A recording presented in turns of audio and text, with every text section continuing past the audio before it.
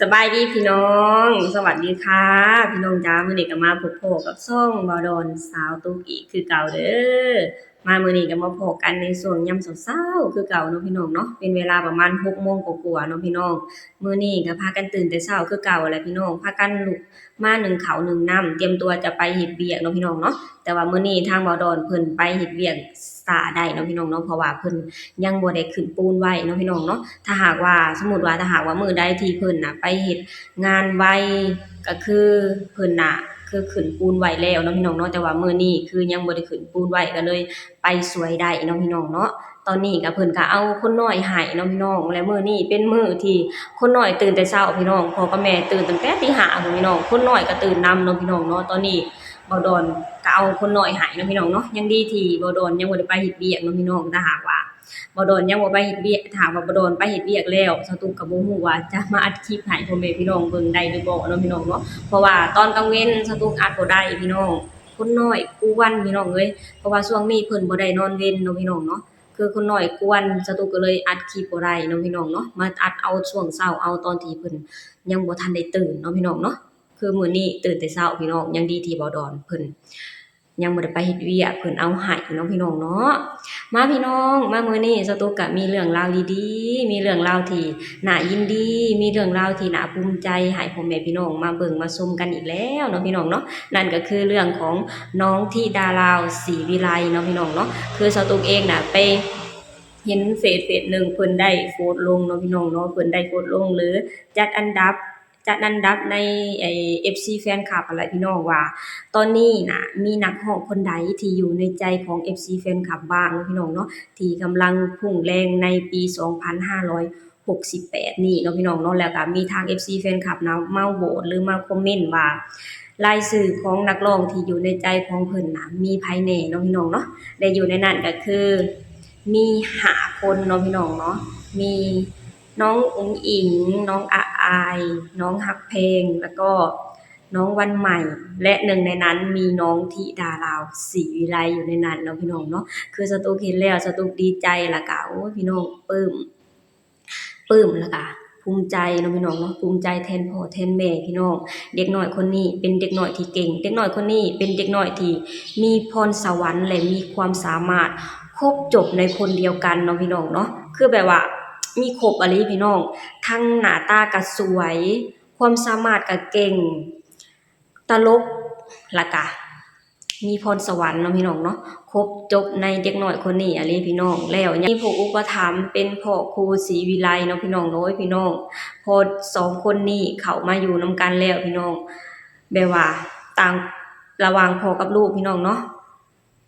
ต่างคนต่างช่วยเหลือต่างคนต่างสนับสนุนซึ่งกันและกันเนาะพี่น้องเนาะพอเห็นแบบว่าทั้ง2พ่อลูกนี่มาอยู่นำกันแล้วพี่น้องแฮ่งช่วยเหลือเกื้อกูลกันให้ โด่งให้ดังยิ่งขึ้นเนาะพี่น้องเนาะนี่พี่น้องเดี๋ยวเรามาเบิ่งภาพนี้นำกันเนาะพี่น้องเนาะเป็นภาพที่ทางน้องธิดาราวน่ะมีสื่ออยู่ในนั้นนำเนาะพี่น้องเนาะนี่พี่น้องนี่มีน้องธิดาราวอยู่ด้วยนักร้องมีแต่คนดังๆทั้งนั้นเนาะพี่น้องเนาะในยุค2568เนาะพี่น้องเนาะนี่สตุ๊กจะอ่านให้พ่อแม่พี่น้องเบิ่งที่เพิ่นได้โพสต์ลงเนาะ เปิดโผสาวหมอลำเจนใครคือที่สุดของหมอลำสาวดาวรุ่งแห่งยุคที่ครองใจแฟนๆได้มากที่สุดในขณะนี้สำหรับคุณเนาะพี่น้องเนาะคลื่นลูกใหม่ผู้ปลุกกระแสวัฒนธรรมอีสานให้กับ มาเรืองรองกระแสมาแรงในปี 2568 ด้วยความสามารถที่เก่งเกินอายุแม่นพี่น้องความสามารถเก่งเกินอายุอะลีพี่น้องเอ้ยคือแต่ละคนเนาะพี่น้องเนาะอยู่ใน5 คนนี่นะพี่น้องมีแต่คนเก่งๆทั้งนั้นพี่น้องเลยความเก่งเกินอายุอะลีพี่น้องมีครบยกทุกอย่างเนาะพี่น้องเนาะในจากความสามารถความสะสวยแล้วก็ความเก่งเนาะพี่น้องเนาะจบอยู่ในนี่อะลีพี่น้องคือแต่ละคนเก่งเกินอายุอะลีพี่น้องคือเพิ่นว่าแหละพี่น้องเอ้ยนี่เก่งเกินอายุและผลงานอันประจักษ์จากการเป็นขวัญใจ ระดับหนึ่งในดวงใจของพ่อแม่ทั่วประเทศไม่ว่าเวทีไหนชื่อของพวกเธอก็ถูกกล่าวขวัญถึงในฐานะซอฟต์พาวเวอร์ตัวจริงที่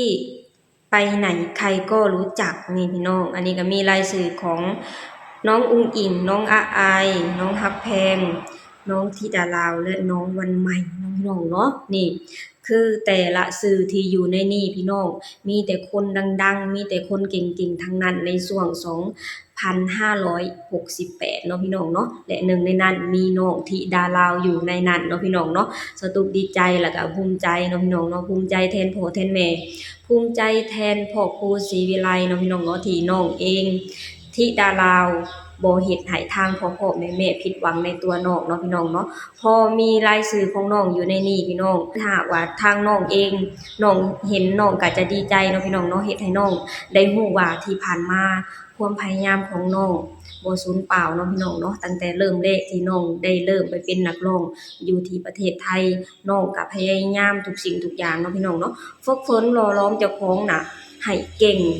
ฝึกฝนหล่อหลอมเจ้าของทุกด้านพี่น้องไหนจะเป็นเอนเตอร์เทนไหนจะเป็นการเอนเตอร์เทนFC แฟนคลับไหนจะเป็นการร้องการรำจากที่เก่งอยู่แล้วฝึกฝนหล่อหลอมตัวเองทุกมื้อก็เฮ็ดให้น้องน่ะเก่งขึ้นทุกมื้อเนาะพี่น้องเนาะจนเฮ็ดให้น้องน่ะมีชื่อเสียงโด่งดังถึงขนาดนี้ทั้งประเทศลาวและประเทศไทยดังไกลไปฮอดต่างประเทศจนมี FC แฟนคลับน่ะอยู่ทางต่างประเทศนำเนาะพี่น้องเนาะและทาง FC แฟนคลับเองก็ใจปั้มแรงพี่น้องทาง FC แฟนคลับของน้องอยู่ที่ต่างประเทศก็ใจปั้มเนาะพี่น้องเนาะจนถึงขนาดตัดชุดให้น้องมาให้ตัดชุดงามๆมาให้น้องใส่เนาะพี่น้องเนาะนี่แหละพี่น้องคือแบบว่าการพยายามของน้องบ่สูญเปล่าเนาะพี่น้องเนาะการฝึกฝนหล่อหลอมเจ้าของพัฒนาเจ้าของขึ้นมาเรื่อยๆเฮ็ดให้น้องเองน่ะมี FC แฟนคลับที่หลายขึ้นที่หนาแน่นขึ้นเนาะพี่น้องเนาะโอเคพี่น้องสำหรับคลิปนี้สตุ๊กเองก็พาพ่อแม่พี่น้องมาเบิ่งเนาะพี่น้องเนาะว่ามีการจัดอันดับนักร้องดังที่อยู่ในใจของ FC แฟนคลับเนาะพี่น้องเนาะและหนึ่งในนั้นก็มีน้องธิดาลาวศรีวิไลอยู่ในนั้นเนาะพี่น้องเนาะและต่อจากนี้เฮาเองก็คือเก่าคือเดิมนั่นแหละพี่น้องเฮาก็มาคอยเป็นกำลังใจให้ทางน้องธิดาลาวและทาง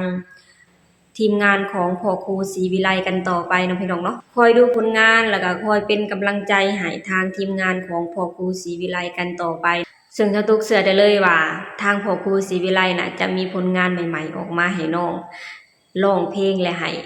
FC แฟนคลับอย่างพวกเฮานี่เบิ่งกันต่อไปเนาะพี่น้องเนาะเฮาเองก็มาคอยเป็นกำลังใจให้น้องธิดาลาวกันต่อไปเด้อโอเคพี่น้องสำหรับคลิปนี้สตุกะจะขอจบลงเท่านี้ก่อนเด้อฝากให้พี่น้องช่วยกดไลค์กดแชร์กดติดตามให้ช่องบ่าวดอนสาวตุ๊กหน่อยเด้อสบายดีสวัสดีค่ะ